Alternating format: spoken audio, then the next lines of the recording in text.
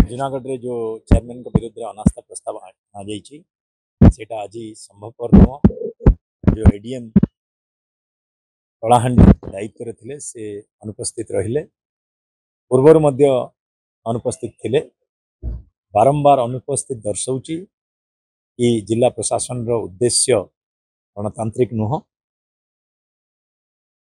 राजरास्तारू आरंभ करिकी एनएससी रू आरंभ करिकी सुप्रीम कोर्ट पर्यंत गणतंत्र, लोकतंत्र, प्रजातंत्र को सुरक्षा देवाई ये लड़ई जारी रहिबो।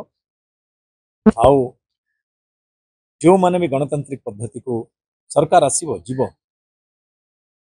निर्वाचन चली देश रही गणतंत्र रही जो माने भी गणतांत्रिक पद्धति सहित पूर्वर खेली कि आज भी जो माने गणतांत्रिक पद्धति को कुठारघात करने प्रयास कर हार हवा सुनिश्चित निश्चित रूपे यहाँ संपूर्ण रूपे अगणतांत्रिक तार उचित जवाब आगामी भविष्य में जनता ही देवे। आज आम अनास्था भोट देवा लगे गत 1 तारिख रे अनास्था भोट थिला से दिन भी स्थगित रखागला। आज भी स्थगित रखा जाइए। हमर एडीएम आज भी अनुपस्थित थिले। गला थर 1 तारिख भी से अनुपस्थित थिले।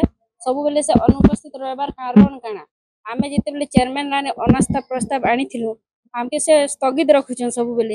हाँ सीधा सड़क भाव में हमर गणतंत्र हत्या करे जेटा हमर जनता भी जानबे। आमे जूनागढ़ लगी आम जूनागढ़ विकास लगी जे कि आमर एनएसी के तांकर अत्यार रखुले जूनागढ़ डेवलपमेंट किछि नै करुथे सेतिर लगी आमे तांके अनास्था देथिलो।